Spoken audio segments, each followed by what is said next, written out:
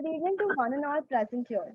I'm Hedvi Shah, a student of the third year of the BDES program in Humanizing Technology. On behalf of the NMM School of Design, I extend a warm welcome to the speaker for today, Ms. Chetna Jogi, who will be helping us navigate through the concepts of wayfinding design. Since this is a virtual event, we request you to mute your microphones and turn off your videos. However, questions are most welcome. Please put in your questions in the chat section below. We will be taking them at the end. The more you question, the more engaging it will be. Without further ado, let me introduce to you Ms. Chetna Jogi. Ms. Chetna is a wayfinding and environmental graphic design specialist and a founder at Stories by Design. With 10 years of work experience, she has showcased her expertise as a visualizer, graphic designer, wayfinding designer, and strategist at several companies like Wishcraft Entertainment, Vijaz Graphics, Stories by Design, and many more. She has done her diploma in applied arts and specialized in photography from Rachna Sansar, and further pursued communication design from Swinburne University of Technology. She considers herself to be a thinker, a creator, a presenter, and hence reflects this simplicity in her projects as well. She believes every design journey must have a story to tell. Therefore, at Stories by Design, they create a design story to impact, enhance, and translate the brand visually. Today, Ms. Chetna Jogi will be talking us through the concepts of wayfinding design. Looking forward to a really engaging session. Ms. Chetna, the stage is yours. Thank you, Hetu. That was a lovely introduction. Hi, all. I would like if you address me by Chetna and not ma'am, because that's, I think, a typical culture we have in India to call everybody ma'am. So, yes, my name is Chetna Jogi. I'll just do a quick screen share with you.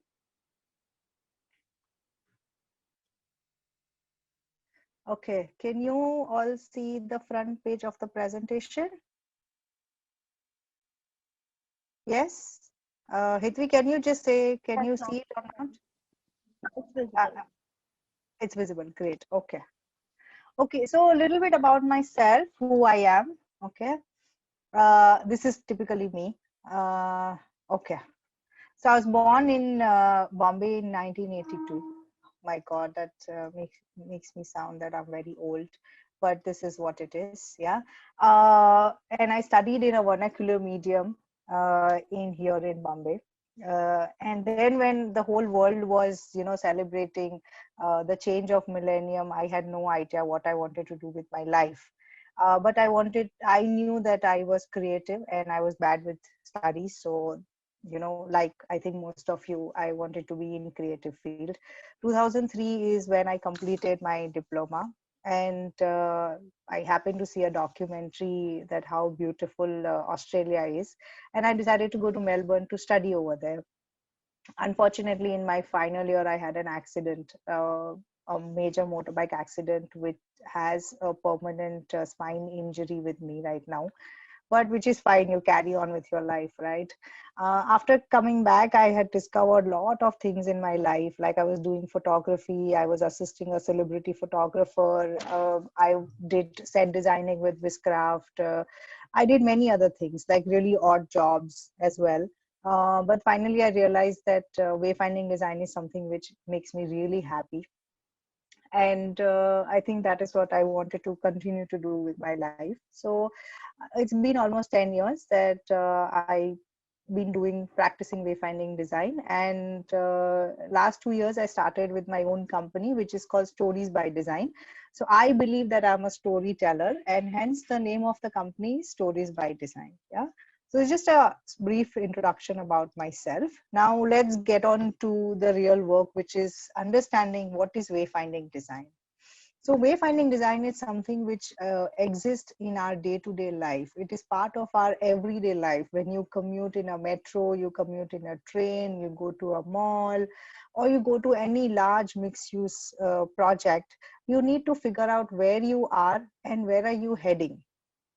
So the elements or the stops which takes you to your destination is called wayfinding design system. Yeah. Now, what is wayfinding design built of? Okay, so there is architectural vision and there is a brand message. Between both of these two elements is the wayfinding design. So your architectural vision and brand message, and wayfinding design somewhere fits in between. So it needs to have a balance of both of these things. Yeah. So your architectural design is the body. Body is your actual building. Soul is your brand. And the voice is created by wayfinding design or environmental graphics. Yeah. Who hires wayfinding designers?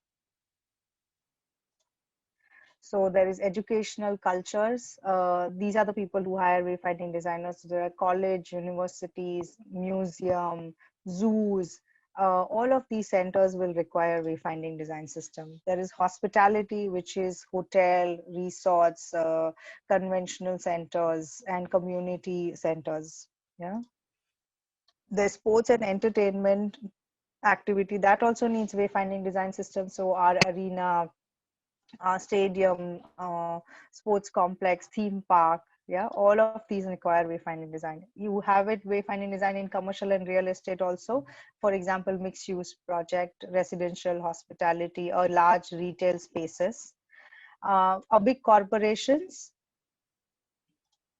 we have it in retail as well. In government projects, a big township or a street plaza or a public space. Yeah. A transportation, so like metro, airport, your monorail, whatever you call a public transportation, all of them require wayfinding design system. Yeah. So basically it exists in our day-to-day life, but I think we don't realize that how important it is to have a good wayfinding design system. We're still blessed that we live in a place like India, where you at any given point you have at least 10 people to ask you where you want to go and how can you reach your destination. But if you live abroad, the population is not as high as India, and you have to rely on these information which is given to you. Yeah. What is the whole design process when it comes to wayfinding design? So uh, uh, first we make a wayfinding strategy and a concept. Once the client approves the concept, so there are typically two routes of concept. Once the client approves the concept, we move to the schematic design. Schematic design is where you will see each of the signage, how they are going to look, what is going to be the size, what is going to be the font. Yeah. Third is the detailed design and pattern drawing, which this has a lot of technical detail. It has a lot of drawings for the signage. It also has BOQ, which gives you the exact quantity of the overall project. And it also gives you the cost of the project. And then there's a prototype supervision. Yeah. So these are the two things which is very, very important. Yeah. Anybody has a question? Sorry, anybody has a question? Okay. Okay. So these are the two very important factor in wayfinding design, which is who is the user and what is their journey. So for example, when you go to a mall, the mall user is very different than a user who uses a hospital or a metro. So when you talk about a hospital, the patient or the visitors are extremely in a very, very stressful situation. They want to get to from point A to point B as quick as possible. So what are we trying to say here is that the wayfinding design system has to be very clear, very bold. It has to be very direct. When we talk about a wayfinding design system for a theme park or for a retail space, you can be little bit more fun. You can tweak little bit of the signage. If a person misses out on one toilet, he can always go to other toilet, right?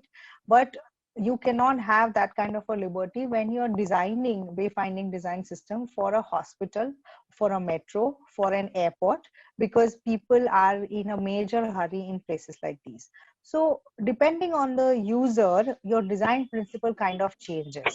And depending on the user, you also decide what is going to be the color combination, what is going to be the signage message, what is going to be the size of the signage.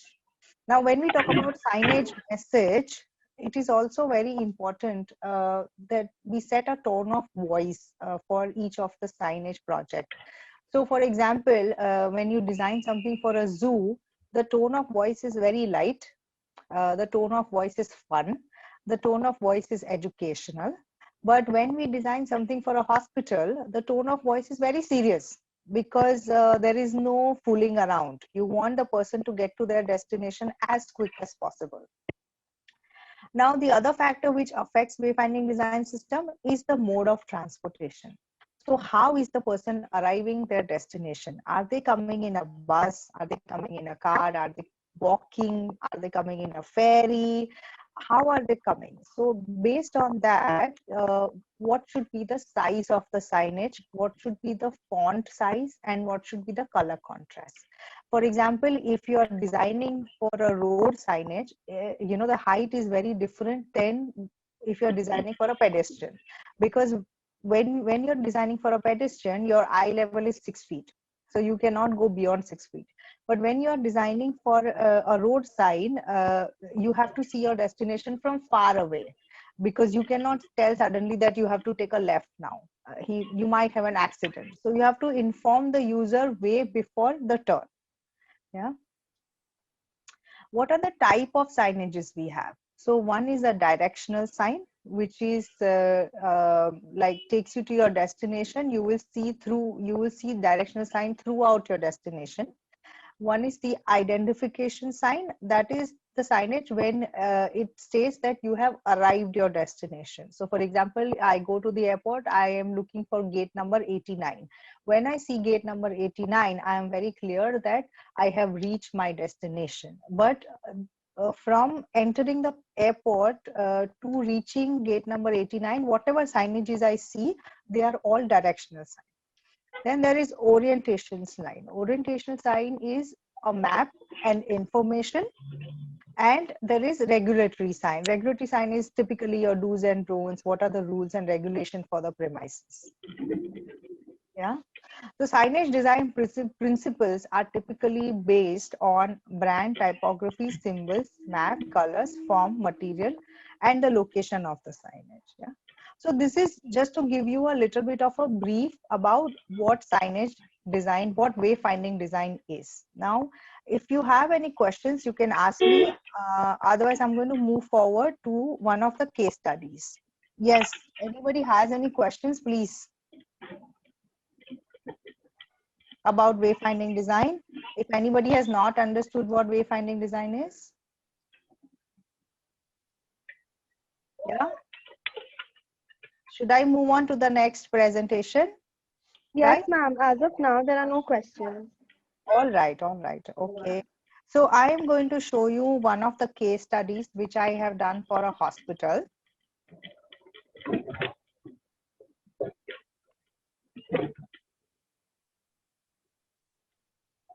Okay. The name of the hospital is Swasth. It's based out of Navi Mumbai. And it's owned by a doctor who's based out of London. And it's 450 plus bed hospital. Yeah. Okay. So what is project understanding? This is what I have already explained you. So, what are the typically the stages of the project? First is the strategy and the concept, then schematic, detailed drawing, and prototype. Yeah. What is the project understanding in terms of defining the user? So who are the people who are going to use hospital? There are patients who are going to use it. There are visitors who are going to visit the patient. There's staff and doctors. There is back of house staff, and then there is delivery. Now, out of these people, who are the people who will need the most assistant? Okay, who are the people who will use most of the wayfinding design system? So one is your patient, and one is the visitors. Doctors already know where they are supposed to go because they already work in their premises.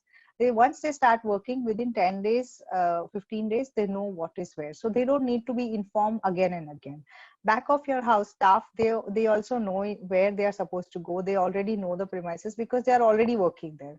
The delivery and services have very fixed destination. So they eventually learn where they are supposed to go. Yeah. What are the mode of transportation? So there is car or a taxi coming in, there is ambulance coming in, there is a motorcycle, there is pedestrian, there is heavy vehicles for the delivery, and there could be a bus service. Yeah. What are the journeys? So in this case, we probably have different type of journeys. So one is when you are visiting a patient. So you are not a patient, but you are going to visit somebody at the hospital. So what is going to be your journey when you are visiting a patient? What is going to be your journey when you're getting an appointment for yourself and you're going to visit the hospital? And then your journey is very different when you're in emergency. You broke your leg, now you're in emergency, you get to the hospital. How do you get to the hospital? So all of these journeys are very different. And based on all the three journeys, we have to come up with the principle of the signage, that what all kind of signages we are going to need in this premises. Yeah. So this is a typically a floor plan of the hospital. Yeah. So the area which you see marked in blue, that is a reception zone. Then there is a green area, which is a high traffic zone, because they have all the OPDs here, which means you will have lot of visitors coming in here. Then there is emergency area, which is a very high stress zone area. So which means people are, kind of in a high pressure. They could be a little bit in a stress, somebody is quite kind of serious. So here the signage needs to be very direct and bold. Here the signage can be little relaxed, but at the same time it has to be very clear. And the reception has to be very warm. It has to be very welcoming. Back of the office doesn't need so many signages, because these are the people who are already working in that premises, so they already know where they are supposed to go. Yeah. Now, if you see this map, it typically tells you that this is where you enter the hospital. Then there are three main entry point to enter rest of the premises. But here you need to make your decision whether you are entering from here, here, or here. What we have done is we have divided the whole hospital plan in two zones. So if you divide it from from the center, this is the west zone and this is the east zone. So for example, on the second floor, I'm going to see a patient who is in room number 101. 101 is located in west zone. Then why should I take the east zone lift? I should only take the west zone lift. But how will I know that my patient is in west zone? I will know because I will have some information here, which will tell me that I am supposed to only take the west zone lift. Yeah. So your decision is kind of made here in this area. And then you have your sub decisions points. Now, wherever you see an intercross, yeah, interjunction, those are the areas where you will need signages for sure. These are the areas wherever there is an interjunction, you definitely need a signage there, because that's your decision making points. The same applies to the lower ground floor, and the same exercise is done for all the floors, but I will not take you through all the floors. The similar exercise for a parking. We come to the strategy and design principles. Yeah. Now it is very important in wayfinding design system that we name each of the area. So for example, you guys are studying in NMIMS School of Design. NMIMS, the School of Design, has 3 different entries. But I want to meet Miss Manisha. Miss Manisha will call me and tell me that, Chetna, you please enter from entry 1 because my office is closest to the entry 1. Or I have to call the taxi and tell the taxi that please come to entry 1. So that message has to be clear on the gate itself. So all of them must have a name. Each of the area must have a name. That's how you start identifying which area you are standing at. Yeah. Then it's very important that we also have information hierarchy. Information hierarchy differs basis on the project. So for example, in a premises like hospital, what is your most important information? Most important information is where is the emergency, where is the reception, where are the lifts, where are the toilets, and where are the ramps. Secondary information is all your amenities, or we call OPDs, or facilities the hospital has to offer. And then you have your admission, discharge, and the management facilities. And then there's a tertiary information, which is your pharmacy, cafeteria, prayer room. So these information differs basis on the project. Now the red color, which means that the high priority signages has to be big and bold. The more you go down towards blue, which means it doesn't need so much of importance. It can be with less of color contrast. It can be with smaller font. It can be a little bit more subtle. But these signages has to be loud and clear, has to be right on your face. Yeah. Again, here we have started defining what all zones are coming in west zone, what all facilities are coming in east zone. Yeah. So these are very important communication principles. What type of message it is, what is your tone of voice, where is the right place to put the message. Yeah, if you have to take a left or a right, you have to put that message right at the junction. You cannot put it after or before. When to say and what to say. These are very important factors in signage communication principles. Now, these are some international standards where what should be the font size of the signage. Based on, we calculate that based on the distance and based on whether you're a car or whether you're a pedestrian. Yeah. What is a high contrast for a signage and what is a poor contrast for a signage. So these are totally avoidable signage. These are a good contrast for signage. And what should be the orientation of the arrow. So for example, if I put this arrow here, you will still see this arrow before this arrow, because that's how our brain is functioned. Yeah. So these are done with a lot of research and study, that these are the basic international principles. Then we start dividing the whole premises in different type of signages. So again, now if you relate to what I showed you before, the identification sign, destination sign, mandatory sign. So those principle applies in practicality here. So you have your identification sign, you have your vehicular sign, wayfinding sign, mandatory and operational. Each of the signage has a different unique number.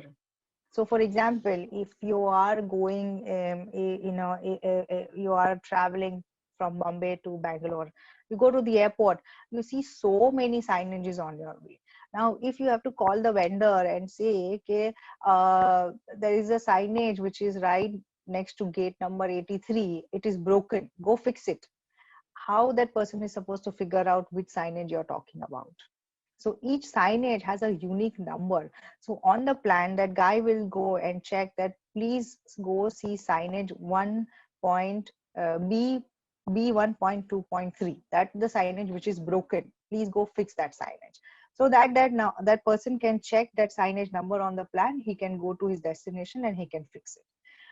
These are also important when he's installing each of the signage. Yeah, because each of them are going to have a different message on it.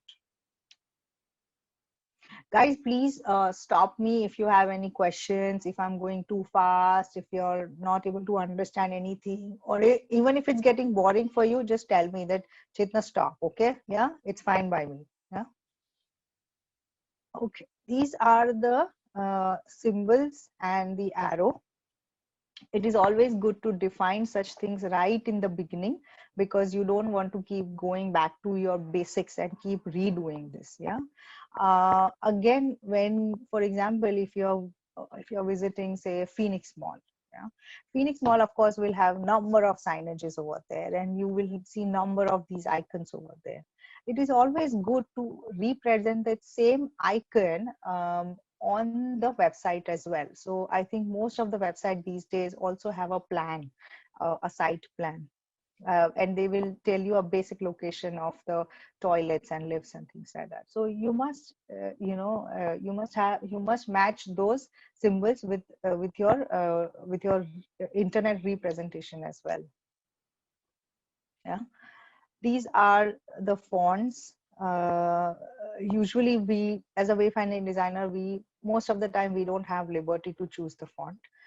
The fonts are mostly part of the brand guideline, and you follow the same font. Unless the brand guideline has very bad font, then he can suggest that, you know, we must not go with that font. Yeah, and then also you start identifying what is going to be the ratio for the secondary language or tertiary language.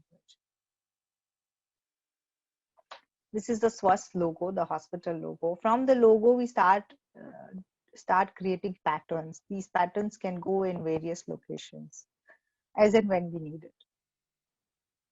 This is a mood board for the signage. Yeah, this is a mood board for the directory, doctor's directory, and then there will be suggested to use 3D maps. Yeah.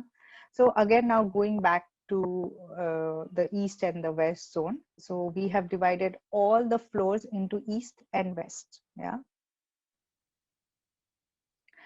Both the east and west zone will also start getting some colors, a different color, so that people will be able to identify visually which zone they are standing in. And the zone colors are east and west is based on sunrise and sunset. Yeah. Now, how each of the element will look, how the pattern will look, how the font will look, how these symbols will look on that color, it is very important to see. Yeah.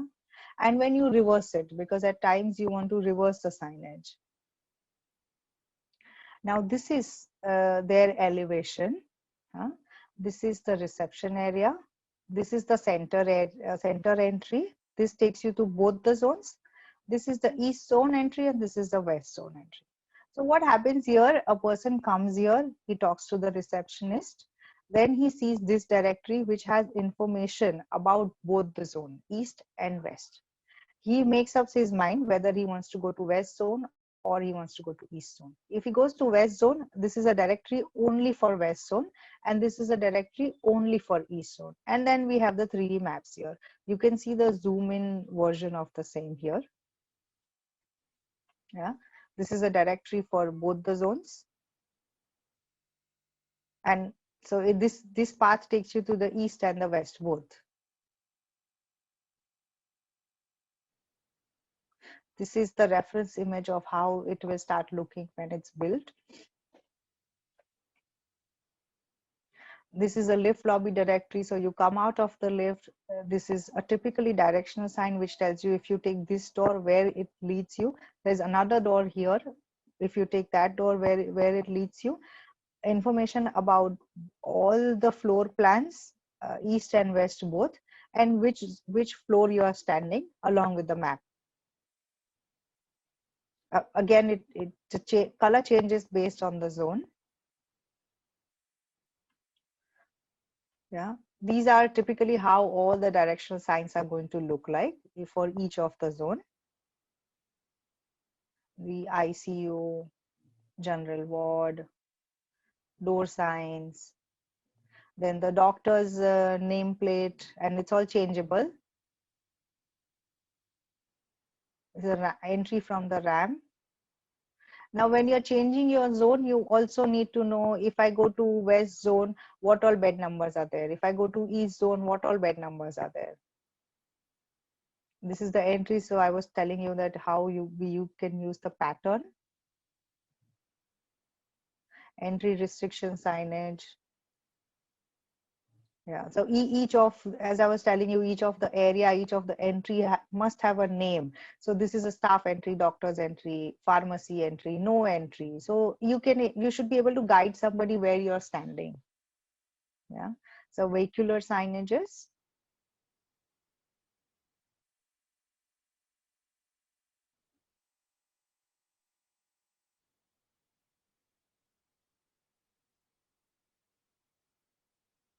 Then the basement lobby entry, which is from the parking. Yeah. So from here, we are done in this typical presentation. We are done with concept, we are done with schematic, and then you move to the tender. Yeah, I'll just quickly show you the photos of this site so that you kind of know how it looks.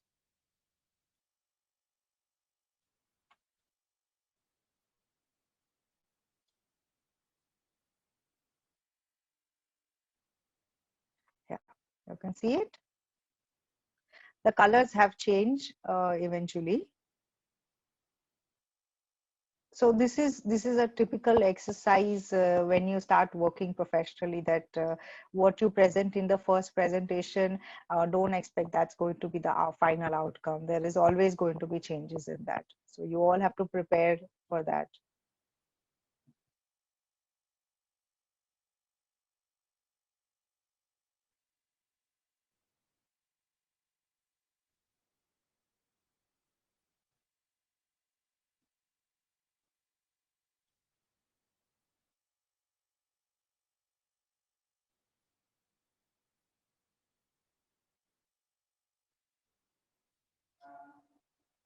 Yeah, so those are the photos I have.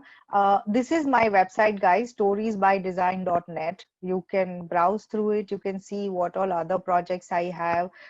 Some of the projects are interesting, some of the projects are boring, but please see so you will know what I do.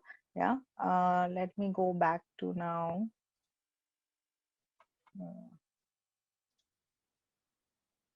Okay, now anybody has any questions about this, please? Anybody? No Uh, questions? I do have a question. Rhythm Yes. year three. So I wanted to know how exactly do you go about testing this with like the users like in real life, and before installing the final thing, is there a method to actually see if it's working out or not? So for everything we have to do a, what's your name, sorry? Rhythm. Rhythm. So rhythm, we before doing the final outcome, we have to test everything. So first testing is done when we are ready with design. We probably do a paper cutout. We do a sunboard cutout with very cheap material, just to see and just to reconfirm on the sizes of the font, whether it's readable or not, whether the contrast is good enough or not. And then there is a so that is called a mock-up. And then we also do a prototype supervision. So where we actually make each type of the signage in the actual material, to see how it looks in the actual material, how it feels, what is the durability of it, things like that. So there is lot of testing done before we come to the final outcome. That's why any wayfinding design system project will is a minimum 6 to 8 months of process. It's not that you get the brief today and you are ready in 5 days. It doesn't happen that way. And we work back and forth a lot with all the architects, the architects of the company who have appointed us, or for example in a hospital project they have in-house architects, so we work with them. Yeah, yeah. So I hope, does that answer your question?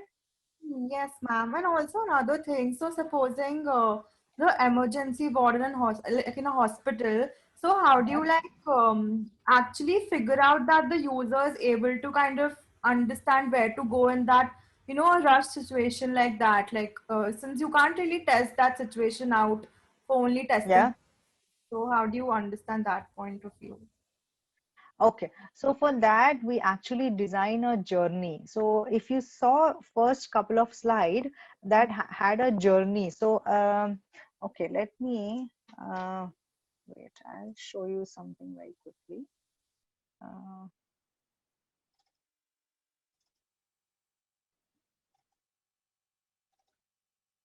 So now what I'm going to show you is a bad example of signage design. Okay, this is a new project which I have just started working on. It's a Fortis Mulund hospital. And they have lot of problem for people when they are coming in the emergency. Okay, so let me show you what the problem is exactly. So this is what I was telling you about, that where we have to do a journey. Okay, so Fortis hospital is located here. People are coming from Mulund Goregaon Road, Link Road from here. They are coming from LBS here. There is no information at this junction. There is no information here. There is no information here. Now, when you enter the site, this is your regular car journey. You drop off here and then you leave from here. This is your ambulance journey, which means this area is very critical and the ambulance needs to know that he is supposed to take a right from here. Okay, now you can imagine how important this situation is. But what they have done is,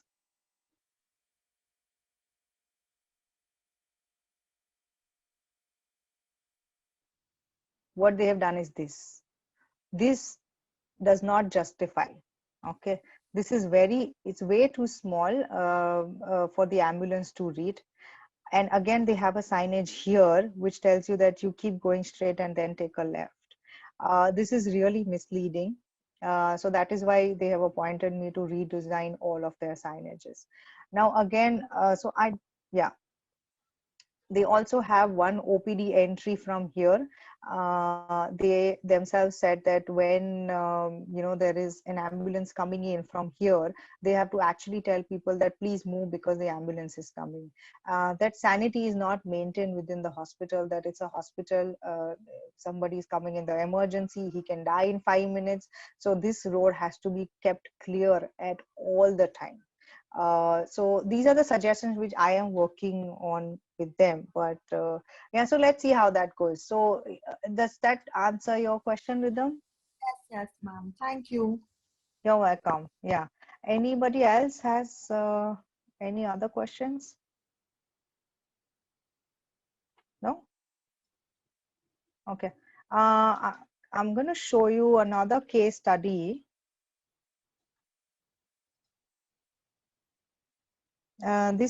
This might be a little bit more fun project for you guys because I think the hospital was a little boring.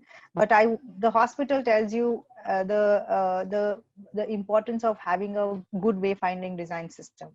Yeah. This is a residential project done for Shapuji Palanji. It's not a wayfinding project, it's environmental graphic design project. Yeah. So it's a 5-acre property in Chandivali. And I think there are about 7 towers of 21 floors. So they always appoint, of course, a marketing agency or an ad agency for their brand promotion. So what their brand agency did is they said that reach life. This was their tagline. So which reach life for them was reach your school fast, reach your work fast, reach your hospital fast, whatever. Reach, because you are in the heart of the city, you can reach everything very fast. But being in Powai, they really missed out on a very, very important thing, which is reach nature, because Powai is all about greenery and lot of plantation and all of that.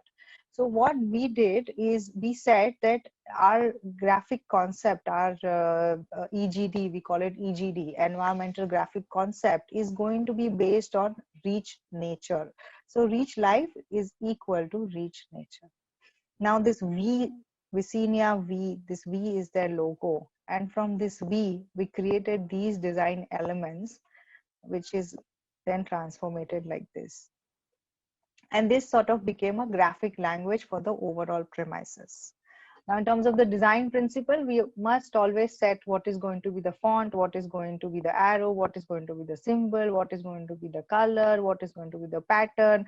This is like taught to us from day one, that these principle has to be set right from the beginning of the project. So then you don't want to be confused later. Yeah. So this is how the design looks like. There's a totem, a really large totem. Then they have a fencing, and we've done some graphics on the fencing. And then we have the flags. And everything is inspired from the V. So all the shapes, everything which you see is all inspired from V. This is their milestone sign and a parking sign. And these are within the experience center. So we have a customized blind, we have these elements which we have put it. I'll show you the actual photo, then you will be able to understand it better. So this is how the site now looks like. Yeah. So these elements which we created from the we've done a lot of cutouts of them in MDF, and we put them on different parts of the garden.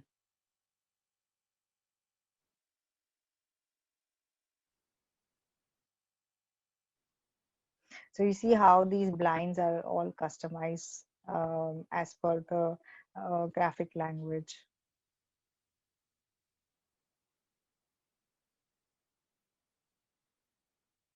Yeah.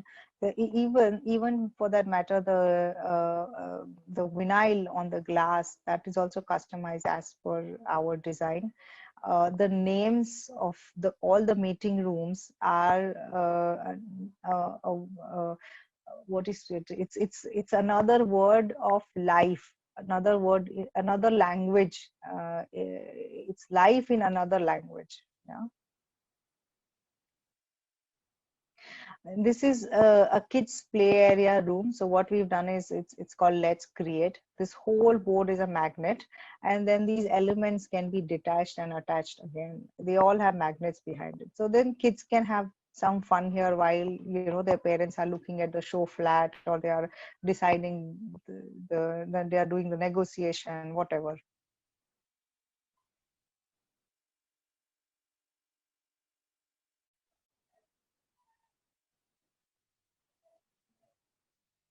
Yeah. So this is another EGD project which was done a few years back, and it also won a best design, best EGD design award, BBC award. Yeah. So yeah, this is what it is. Now, you guys have any questions further, or yeah, guys, everyone sleeping or what? Is it so boring? I know it is not as interesting as your usual graphic work. It's very technical. It can get boring. We work with a lot of numbers.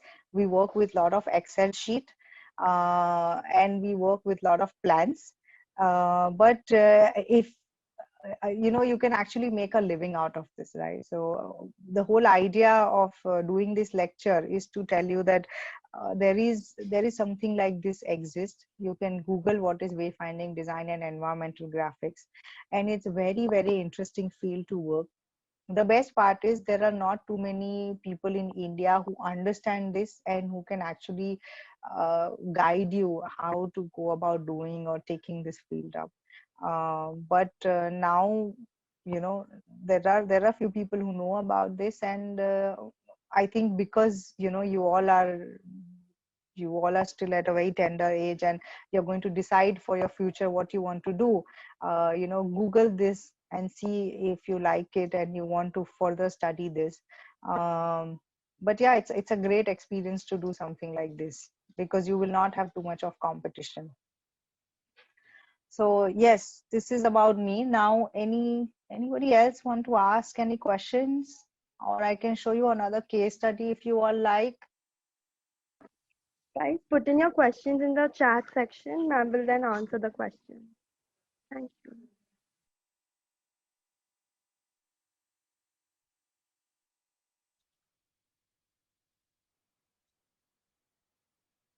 No questions? Was it that boring? Ma'am, Yes. I wanted to ask, have you worked on a wayfinding design project for, say, the visually impaired?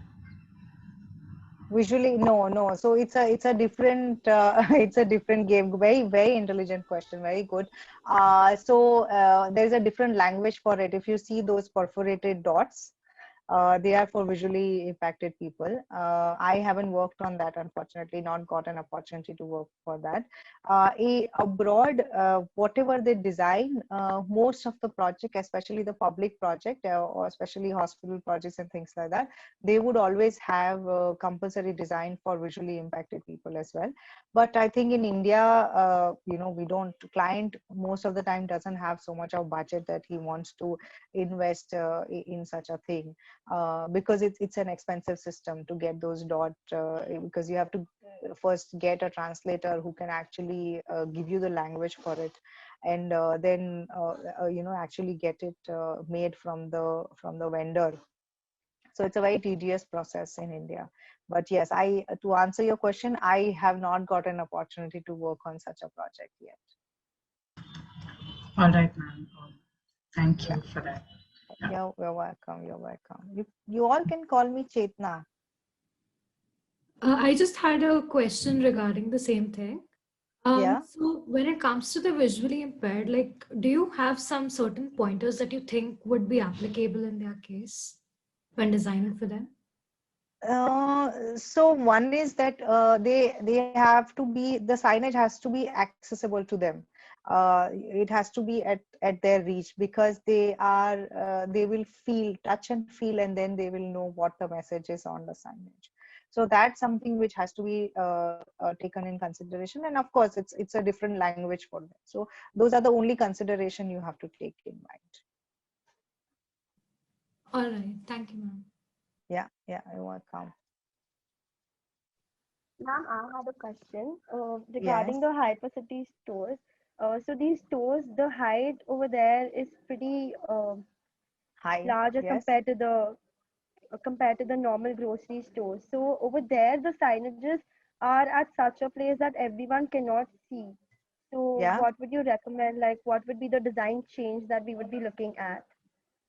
So see, there are some basic standard when it comes to what should be the height from the ground to the signage. Right. So that height always should be considered before you start designing. So of course, every project is going to have a different height. So for example, if I am designing for a mall, all the floors on the mall does not are not of the same height. Some of them can be 10 feet, some of them can be 15 feet. But you have to decide that my level of signage is going to be at the 9 feet. 9 feet is the lowest height of the signage. That's why you'll be able to read it. So then whatever is upar ka part, we make an extension, a metal wire extension, and then the signage is put up over there. So you have to decide on the base height of the signage, basically. Yeah, does that answer your question? Yes, ma'am. Thank you. Okay, great.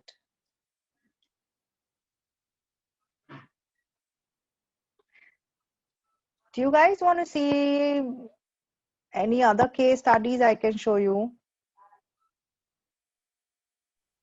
Yes, ma'am. We would love to see it. Okay. Do you want to see the Fortis case study which I'm working on right now? Because that's like the example of bad signage design. So if you become signage designer, you probably should know what you're not supposed to do. Yeah? Does that work? Okay. It's not funny, I guess. Okay. Let me show you.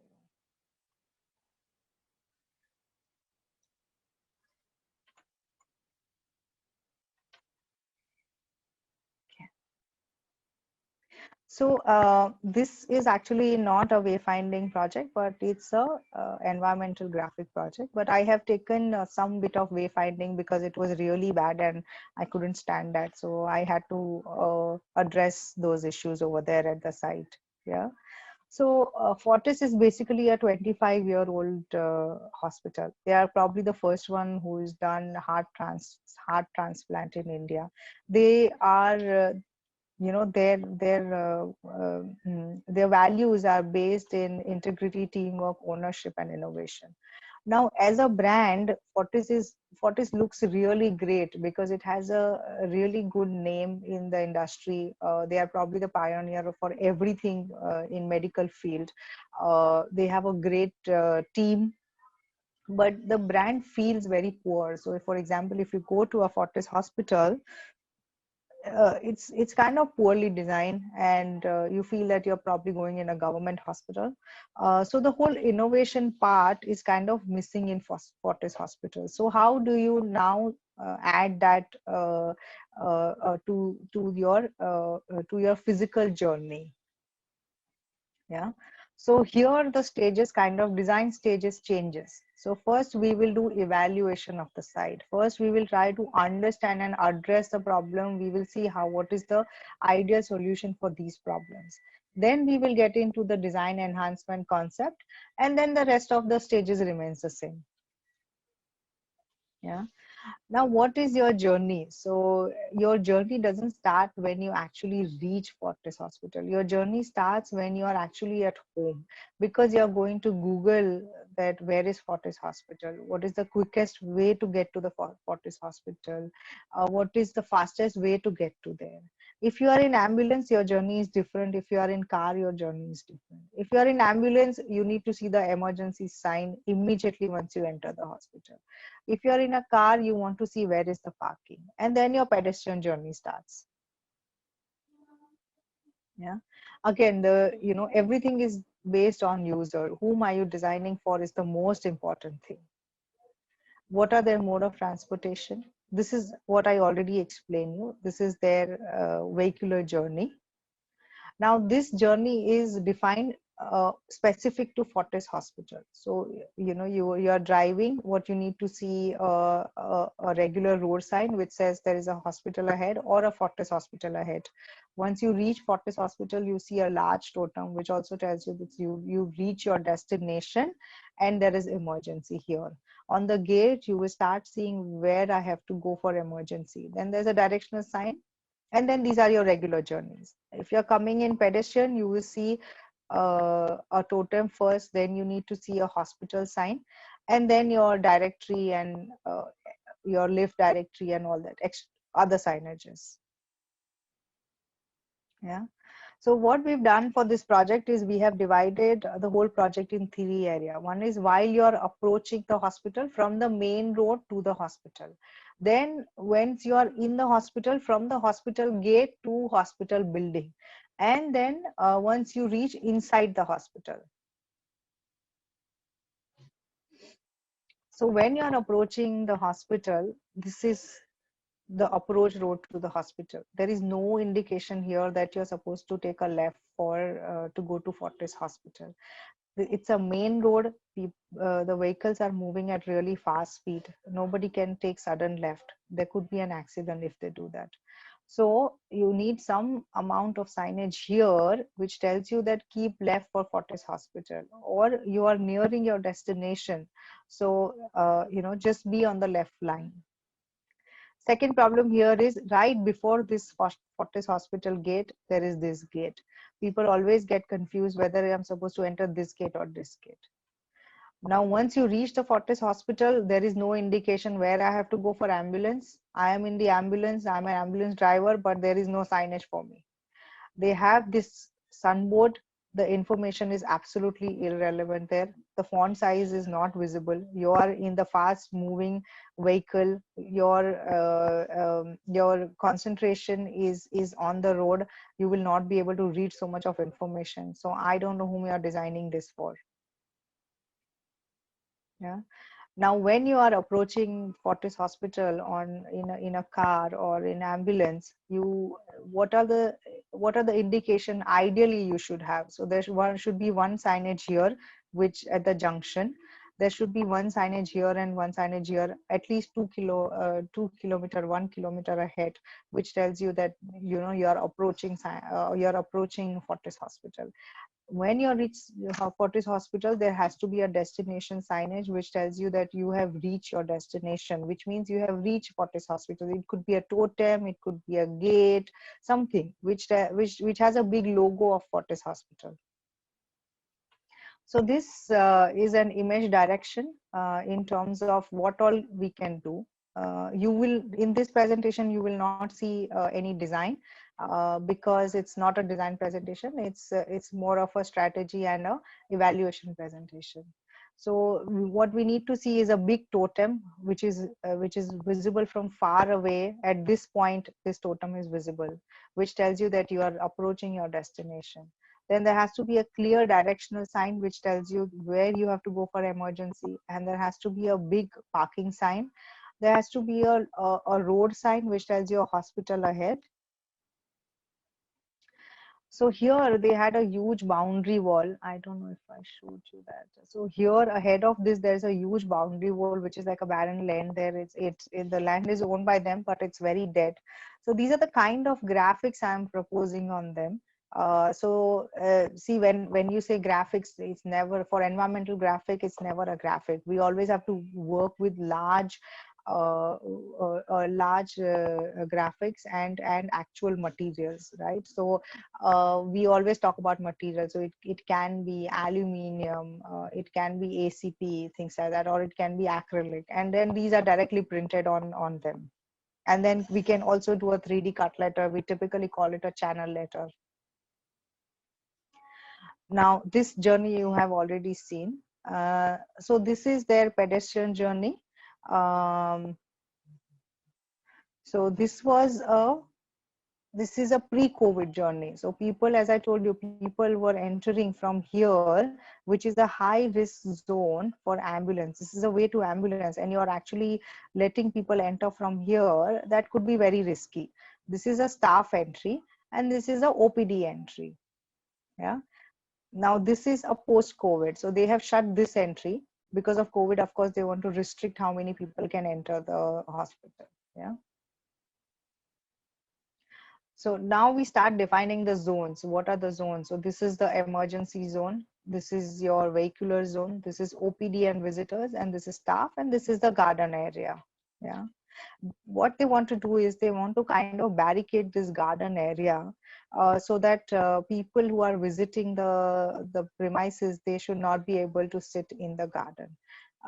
As designer, we have suggested that this is not a very good solution. I'll come to that. There is an explanation to that as well.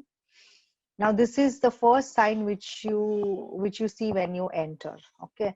Now, as I was telling you, that you have to start defining your information right in the beginning. So here the information is that you take a right for the old building and you keep going straight for the new building. What is the old building? What is the new building? Nobody knows. This is the old building, this is the new building. But there is no indication on the building that you have reached the new building or you have reached the old building. How am I supposed to know where I have reached or where I have landed? So there is information inconsistency in all of these signages. Here, this arrow, right hand side arrow, it tells me take a right. If I take a right, I bang myself in the pillar. Where am I supposed to go in the right? There is no right here. It's just a wall. These two panels are for pedestrian because they gives you information about OPD, visitors area, ICU area, and things like that. If you're designing this signage for a pedestrian, it's too much at the height. It's supposed to be at the eye level. This is the height it's supposed to be at. If you're designing this for a vehicle, this is for the vehicles. If you're designing this for a vehicle, it's too small. Even for the vehicle, the height should be only this much. It need not be at such a high level. Yeah. So these are all design flaws, and you will only able to identify these flaws when you do your journey. So doing journey is very important to us. Yeah. And these are some design solutions how we can make it more better. We can make the overall experience more better. So we need a emergency sign which is very loud and clear. Once you reach the building, here somewhere we need a signage which says that you have reached old building or you have reached new building or you have reached Fortis, but some information has to be there on the top. Then this part, old building, it actually is a factory, old factory, and it actually looks like also a factory. So it's not a very welcoming feeling when you come. It's not very warm. So we suggested that we do these kind of perforated panel so that it kind of hides, that dullness of the building, and it becomes a little bit more refreshing. Yeah.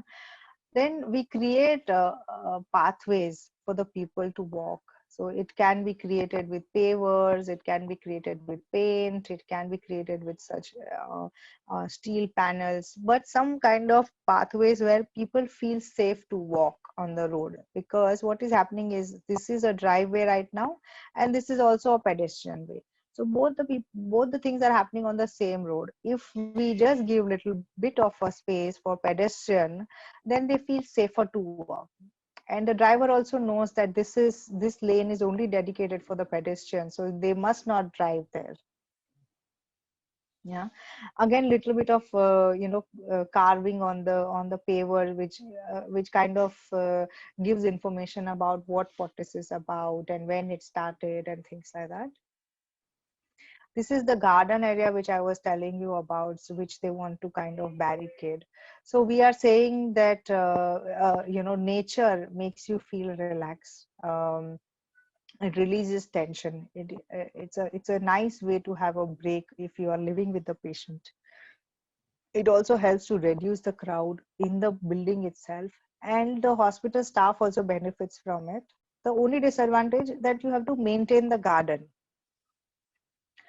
Now, this is probably the fact that Mumbai, in Mumbai, we don't have hospitals which has such luxury of having open space. And if we have that, we must keep it open for people to use. So it becomes a place for interact, relax, sit, think, congratulate, and talk. So open space are a great assets, especially in public places. So we are suggesting that we must retain that place. Now, there are 3 routes of retaining the place. So if we decide to retain the place completely, then we can create such nice nature element within the garden to make it more attractive and more beautiful. Because in the night, that garden actually looks really haunted. So we can actually create some elements and some light to make it more attractive. We can also have these benches which has messages which talks about what Fortis Hospital is all about. If we want the garden to be semi-access, which means you can walk within the garden, but you cannot sit, then we can create such narrow path within the garden. We can also make it a thematical garden. So there are actually, you have information about each of the plants and flowers, and it's very educational. And you can still feel the nature, but the only thing is you will not be able to sit. So what are the elements can help to create such spaces? And the third is that we completely block the public garden, which means we have no access to the garden. Yeah, so we can create such beautiful elements at the periphery of the garden, but you cannot go inside the garden. Now, what happens when you actually reach inside, when you're just outside the hospital building? This is their entry to the reception. You see, there's a pharmacy here, and this pharmacy has actually made their promotion so big that you actually feel that you're entering the pharmacy, you're not entering the Fortis Hospital. So these are some basic design flaws. This information here is too small, and when you are entering the hospital, you are in too much hurry to first go to the reception and get to their destination. You will not have so much of time to read this information and this information. In terms of the design also, all of these are very inconsistent. They don't look like as though the same person has designed it, or as though it's the same part of the same design principle. Yeah.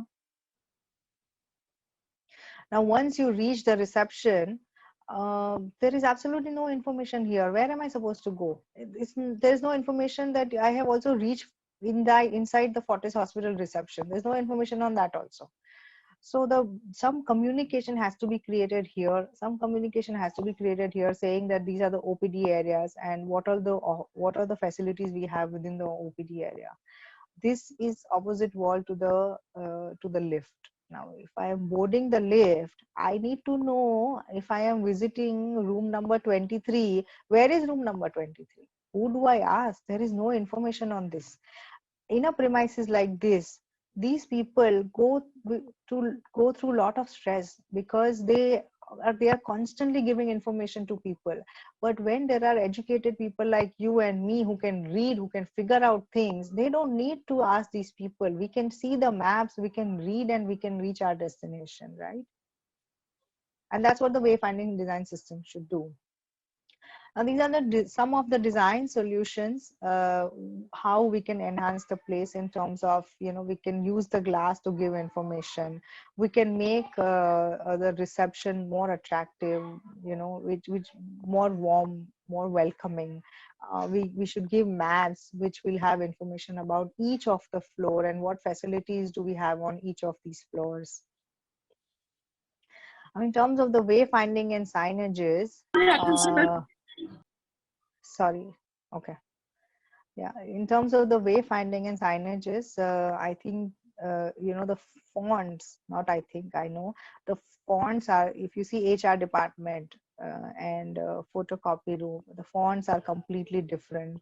The primary and the secondary language have the same importance, where the secondary language should be much smaller than the primary language. All these arrows are big and small. Now, this is a complete no-no in wayfinding signages. You are not supposed to have a down arrow. When you have a down arrow, which means you're telling the person, dig in the floor, go down. Where do I go if you show me something like this?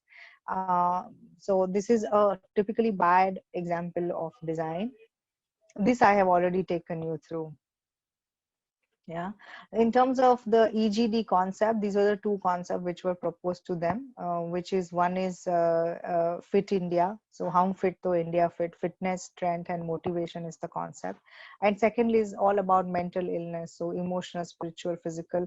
And from now onwards, when we start designing the concept will be based on either of this. So most probably they are going ahead with the mental illness. So this is going to be sort of the overall what you call a graphic base for it, and then based on these we create the visuals for them, and which will go around the whole premises.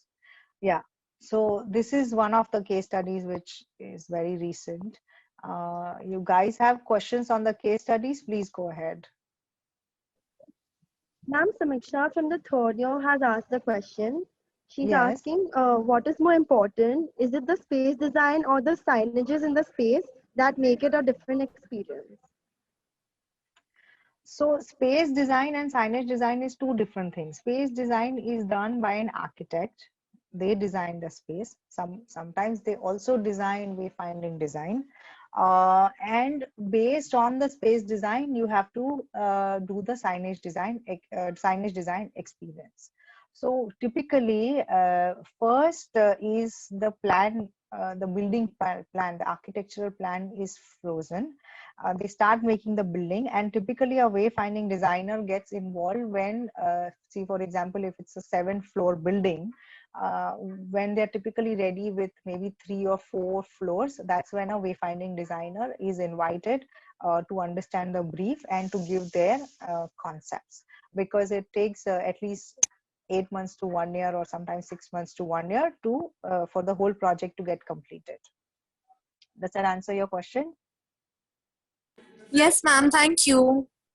Welcome. Any other questions?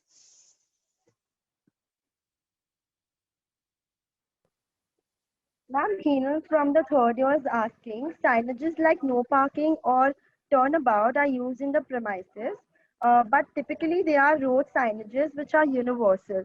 So do we adhere to the brand identity of the space to create these, or follow universal rules while designing them?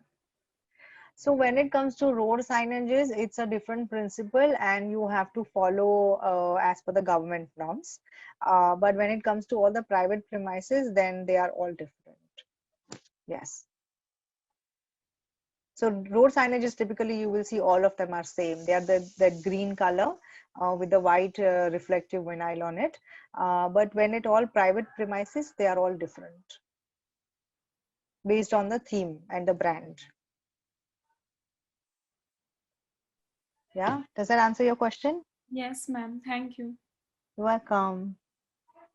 Anybody else has any questions? Or why don't one of you tell me that maybe you went somewhere and you were trying to explore some place and how the wayfinding design system was done. Any of you have experienced anything outside India, within India? Because I think outside India you will see these kind of things more often than in India. So tell me, any of you have any experience or memories which you would like to share?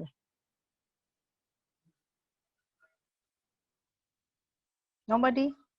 Volunteer? Nobody wants to volunteer?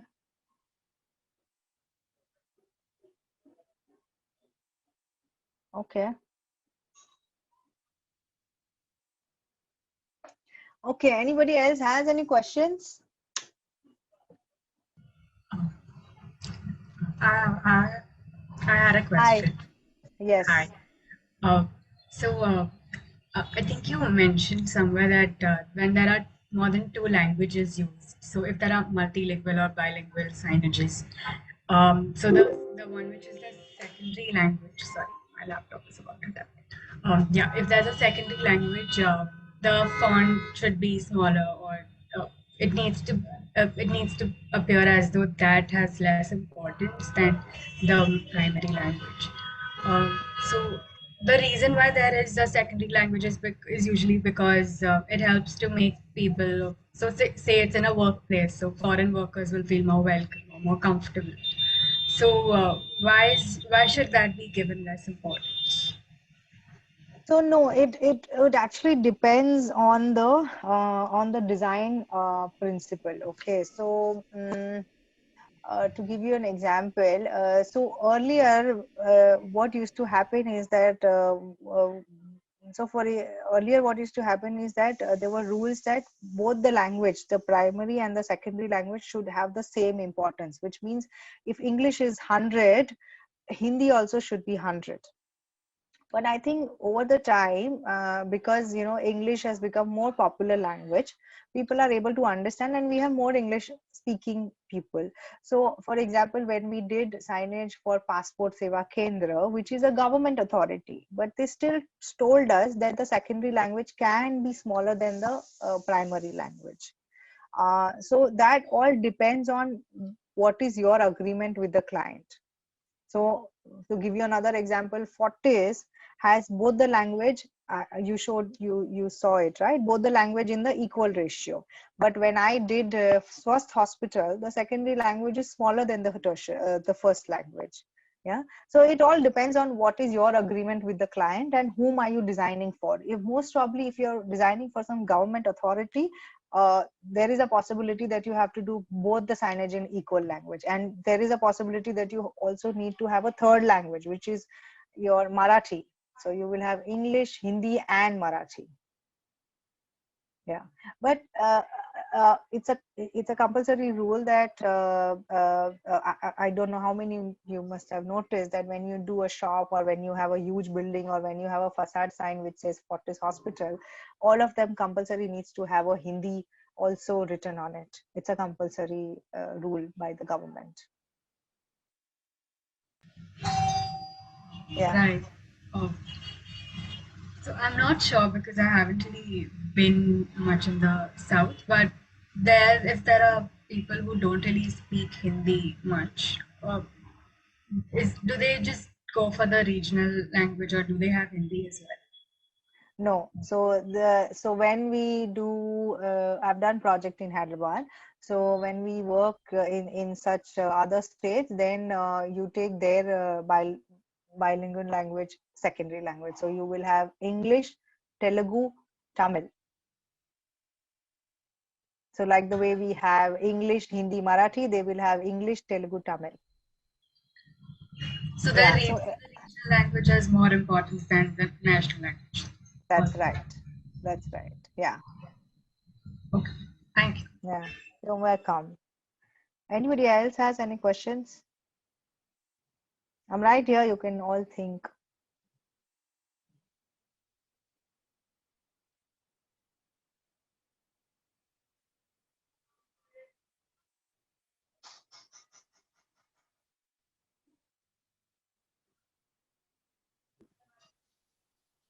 Ma'am, thank you so much for such an insightful talk. Let us Yeah. end this event with a few words from Dr. Aditya Gupte. Hi, Dr. Aditya Uh, Gupte. Hello, ma'am. Thank you. I would like to thank you for such a wonderful lecture, Chetana. It was really nice that you spent your time with us and gave us about sign language and various things. Thank you very much, ma'am. You're welcome. You're welcome. I'm more than happy.